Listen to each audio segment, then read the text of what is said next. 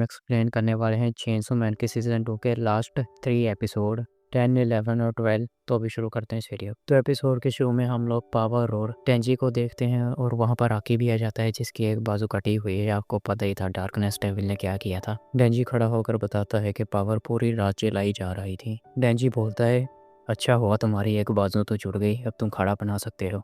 तो वो बताता है कि एंजल डेविल की कोई भी बाजू नहीं जुड़ी और वायलेंस और जो बीम था ना शार्क, वो दोनों ही मारे गए और कभी नहीं रिसाइन करने वाली है। और पावर अब बहुत ज़्यादा डरी हुई रहती है डार्कनेस डेविल की वजह से।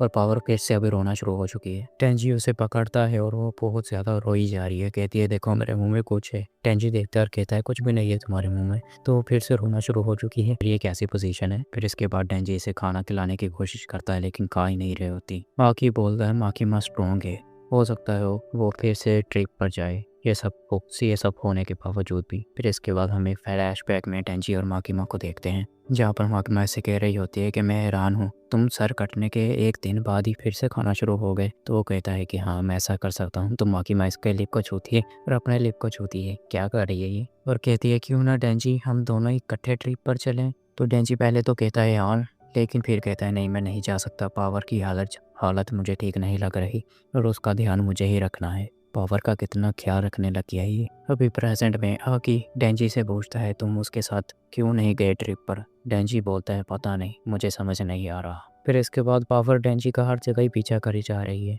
और डेंजी को आकर कहती है, डेंजी मुझे नहाना है लेकिन मैं अकेले नहीं जा सकती। तो फिर हम देखते हैं इन दोनों को इकट्ठे नहाते हुए। इसकी क्या हो रहा है यहाँ पर। फिर डेंजी इसका कितने अच्छे तरीके से ख्याल रखता है। फिर ये दोनों बाथ टब में बैठते हैं। डेंजी इसे देखकर कहता है, कितना अजीब है, मुझे कुछ भी नोटी महसूस नहीं हो रहा। तो ये सुनकर पावर फिर से रोना शुरू हो चुकी है। डेंजी पावर के कपड़े बदलता है और आके बोलता है, हम लोग 3 घंटों की शिफ्ट में सोएंगे, तो अगर कुछ हो तो मुझे यहाँ पर बुला लेना। फिर इसके बाद डेंजी और पावर इकट्ठे सोना शुरू कर देते हैं। पावर डेंजी से कहती है, प्लीज़ मुझसे नफरत मत करना। डेंजी बोलता है, मैं तुमसे क्यों नफरत करूँगा। तो वो कहती है, मेरी वजह से तुम ट्रिप पर नहीं जा पाए, इसलिए मैं तुम्हें अपना खून पीने दूंगी। डेंजी कहता है, मुझे नहीं चाहिए। तो फिर से रोना शुरू कर देती है और इसे अपना शोल्डर दिखाती है। तो डेंजी ये देखकर इसके ऊपर चढ़ जाता है और इसका पता नहीं खून पी रहे क्या कर रहा है और सोचता है, पोजिता माकिमा ने मुझे बताया था अगर तुम अपने पार्टनर को जानते हो तो तुम उसके साथ नोटी हरकतें कर सकते हो। फिर इसके बाद हम वही सीन देखते हैं जो हमने सीज़न के शुरू में देखा था, जहाँ पर डेंजी दरवाजे के आगे खड़ा है और कहता है कि अब मुझे दरवाज़ा खोलने की कोई ज़रूरत नहीं है। फिर अभी अगले चैप्टर में आगे इनसे कहता है कि मैं होकाइडो जा रहा हूँ किसी काम से। तो वो लोग भी जिद करना शुरू कर देते हैं, हमें भी जाना है होकाइडो में, तुम अकेले नहीं जा सकते, हमारी तो ट्रिप भी कैंसिल हो गई।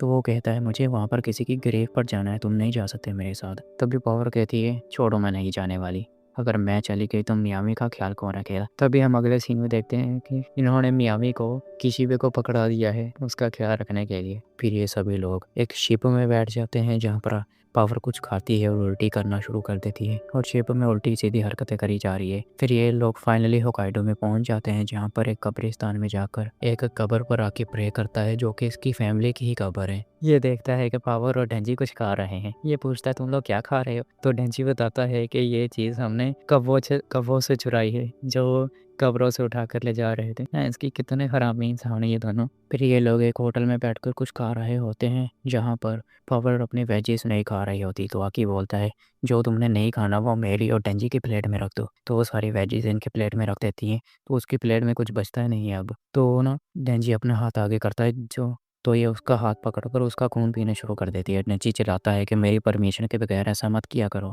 अब ये दोनों सो रहे होते हैं। डेंजी की आँख खुलती है और वो देखता है आकी बाहर खिड़की में कुछ देख रहा है। तो वो भी आकी के पास आ जाता है और कहता है कि बाहर क्या देख रहे हो तुम, कुछ देखने को तो है नहीं। आकी बोलता है, मैं जब भी उनकी ग्रेव देखने के लिए जाता था तो मुझे कुछ नहीं मिलता था बगैर डिप्रेशन की, लेकिन इस बार तुम लोग मेरे साथ थे तो मुझे वैसा फील नहीं हुआ। तो डेंजी भी इसके साथ बैठ जाता है। अब ये लोग वापस आ चुके हैं। किशिबे से अपनी कैट वापस करता है। ये भी उसे थैंक कहता है और कहता है कि कैप्टन किशिबे, क्या डिवीजन 4 ये जो गन डेबिट वाला आगे ऑपरेशन आ रहा है इससे छुट्टी ले सकता है। तो किशिबे बोलता है, मुझे लगा था कि तुम ही इसे मारने के लिए सबसे ज़्यादा ईगर होगे। कहता है, सेंटा क्लॉज ने जितने भी लोगों को हमारे को मार दिया था उनकी जगह नए लोग आ रहे हैं और डिवीजन 4 अकेला नहीं लड़ेगा गन डेविल से, और भी डिवीजन 4 के साथ और भी ज़्यादा टैलेंटेड लोग होंगे। लेकिन अगर तुम लोग उसे मार भी दोगे तो उसकी जो सारी इन्फॉर्मेशन होगी उसे छुपा कर रख दिया जाएगा और तुम्हें पता नहीं चलेगा कि तुमने क्या सच में उस डेविल को मारा है जिसने तुम्हारी फैमिली को ख़त्म किया था। क्या तुम सच में हार मानना चाहते हो? तो आकी कहता है नहीं, मैं उससे लड़ूंगा। फिर आकी घर आता है जहाँ पर टेंची कहता है मैंने तुम्हारे लिए कुछ कुक किया है। और ये क्या कुक किया है इसने? आगे बोलते हैं पर्पल दिखने वाली चीज़ क्या है? तो वो बताता है कि पावर ने इसमें ये अपना स्पेशल इंग्रेडिएंट डाला है। वो दोनों ही बोलते हैं हमने ये तुम्हारे लिए खाना बनाने के लिए कितनी मेहनत की है, तुम्हें ये पूरी प्लेट फिनिश करनी है। तो वो खाता है और उल्टियाँ करना शुरू कर देता है और ये लोग खुश हो रहे हैं उसे देखकर।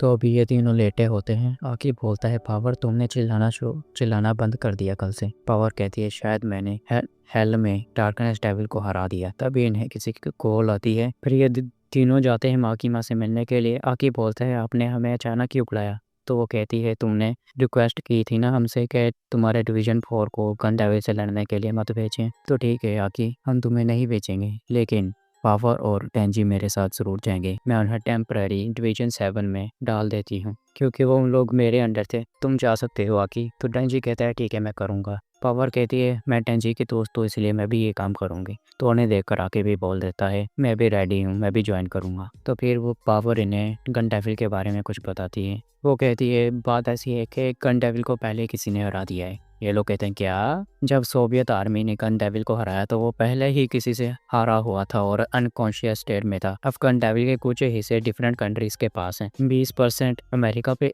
के पास, 28% सोवियत के पास और 11% चाइना के पास है और बाकी 4% अलग अलग कंट्रीज में है और बाकी 37% दुनिया में जितने भी डेविल हैं उन्होंने गोश्त समझ के खा लिया है। तो आकी बोलता है नहीं ऐसा नहीं हो सकता। और कंस का क्या जिन्होंने हिमीनो और बाकी लोगों को मारा था? तो माकी में बताती है वो किसी आदमी ने बनाई थी। जो लोग गन्स की ट्रैफिकिंग कर रहे थे उन्होंने किसी डेविल के साथ कॉन्ट्रैक्ट बनाया हुआ था जहां से उन्हें ये मिली थी। आके बोलता है ये तो झूठी कॉन्स्पिरेसी थ्योरी लग रही है और कहती है कि दुनिया भर की आर्मी ने अपनी जो होती है प्रोटेक्शन बहुत ज़्यादा मजबूत बना ली है। आके बोलता है ऐसे तो गन डेविल का डर बढ़ता ही रहेगा। तो माकी में बताती है जितना लोग गन डेविल से डरेंगे उतना ही वो ज़्यादा ताकतवर बनता जाएगा और वो कंट्रीज जिनके पास गन डेविल के टुकड़े हैं उनके पास एक से ज़्यादा ताकत हो जाएगी दूसरी नेशन के साथ लड़ने के लिए। तो आके बोलता है ऐसे तो वॉर हो जाएगी। बाकी माँ बोलती है हाँ वॉर ही होगी। अब बाकी बहुत टेंशन में बैठा होता है। ये लोग उससे पूछते हैं तुम इतना परेशान क्यों हो उसके लिए आखिर? तो आके बोलता है अगर हमने गन डेविल को हरा भी दिया तो उसके जो बॉडी पार्ट्स हैं वो पब्लिक सेफ्टी वाले और गवर्नमेंट वाले रख लेंगे। हम लोग गन डेविल को हराने नहीं जा रहे बल्कि हम लोग उन कंट्रीज से लड़ने जा रहे हैं जिनके पास गन डेविल के टुकड़े। टेंजी बोलता है क्या मतलब इसका? आकी बोलता है गन डेविल कभी नहीं मरेगा, ऐसे लोग उसे यूज करते रहेंगे दूसरे ग्रुप्स को मारने के लिए। डेंजी बोलता है ये तो ठीक नहीं। मिस माकीमा ने मुझसे वादा किया था अगर मैंने गन डेविल को मार दिया तो वो मेरी ख्वाहिश पूरी करेंगी। फिर ये दोनों सो जाते हैं। आकी अपने बेड पर बैठा कहता है फ्यूचर डेविल मुझे फ्यूचर दिखाओ। तो वहाँ पर फ्यूचर डेविल आ जाता है। वो इसे थोड़ा सा मजाक करता है। तो आकी बोलता है वो कैसा फ्यूचर था जो तुमने आज मुझे शाम को दिखाया था? तो वो डेविल कहता है वो वही फ्यूचर था तो जो अभी होने वाला है।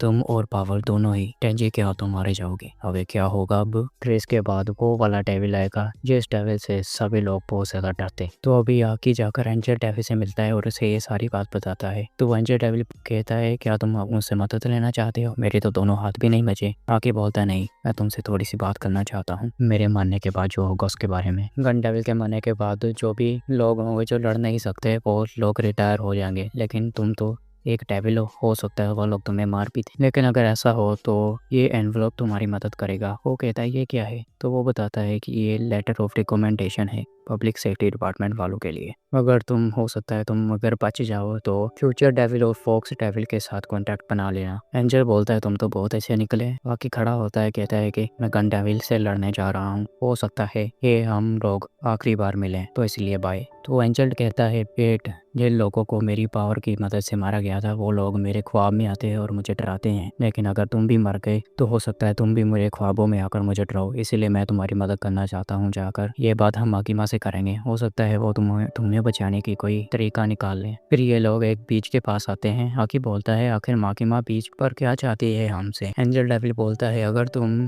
चेनसो मैन के हाथों ही मरने वाले हो तो मैं सजेस्ट करता हूँ कि तुम भाग जाओ यहाँ से। अगर चेनसो मैन तुम्हारे पीछे वहाँ तक भी पहुँच गया तो तुम और ज़्यादा दूर उससे भाग लेना। तुम मेरी तरह थोड़ी ना हो, तुम तो कोई नॉर्मल जॉब भी कर सकते हो। आकी बोलता है नहीं माकी माँ, पावर और डेंजी भी यहाँ पर है। तो एंजल डेविल बोलता है तुम माकी माँ को पसंद करते हो ना। तो आके कहता है कि हाँ बहुत। वो पूछता है क्यों, तो ये कहता है पता नहीं क्यों। तभी हमें वहाँ पर माकी माँ दिखती है बीच पर, और ये बहुत ज़्यादा पॉपुलर सीन है यहाँ का। आगे बोलता है मिस माकी माँ, कल को एक बहुत बड़ा दिन है, तो आप यहाँ पर बीच पर क्या कर रही हैं। तो वो भी इनसे पूछती है तुम लोग यहाँ पर क्या कर रहे हो। तो आके बोलता है मैं फ्यूचर में मारा जाऊँगा, लेकिन अगर मुझे कुछ हो भी जाता है मैं चाहता हूँ कि पावर और डेंजी खुशी से रहें। मेरा भाई भी मेरी वजह से मारा गया था, लेकिन अब अगर मैं कुछ भी कर सकता हूँ फ्यूचर को चेंज करने के लिए तो मैं करूँगा, चाहे मुझे किसी डेविल से कॉन्ट्रैक्ट भी क्यों ना बनाना पड़े। तभी माकी माँ कहती है आकी क्यों ना तुम मेरे साथ कॉन्ट्रैक्ट बना लो, अगर तुम मुझे अपना सब कुछ दे दोगे तो मैं तुम्हें ताकत भी दूंगी। आकी बोलता है क्या बोल रही हैं आप। माकी माँ कहती है ये एक ऑर्डर है, मेरी बात मानो। इस तरफ एंजल डेविल बीच को देखकर कहता है ये जगह मुझे याद है, यहाँ पर मैं किसी से तो मिला था जिसने मुझे सिखाया था लड़ना, जिसके साथ मैं रहा था और जिसके साथ मैं प्यार करता था। आखिर ये क्या है। और कहता है माकी माँ ने मेरे साथ क्या किया था। अब ये बीच पर बैठा होता है पास्ट में।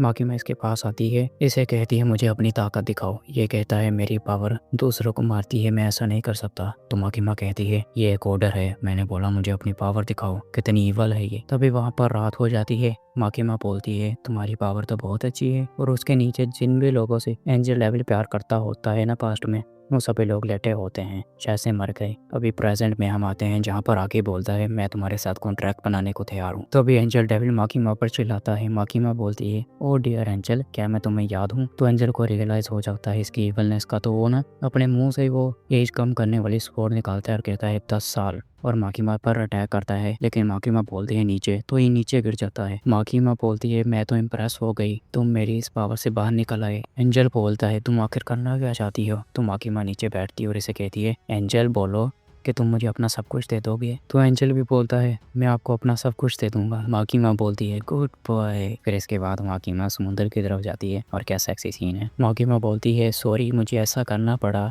गन डेविल को जो टेक डाउन करने का मिशन था वो लीक हो चुका है दुनिया भर में। कितनी ईवल है ये। फिर हम अमेरिका का सीन देखते हैं व्हाइट हाउस का, जहाँ पर प्रेसिडेंट हो रहा होता है। बहुत ज़्यादा देर हो चुकी है, लेकिन हमें माकी माँ को मारना पड़ेगा।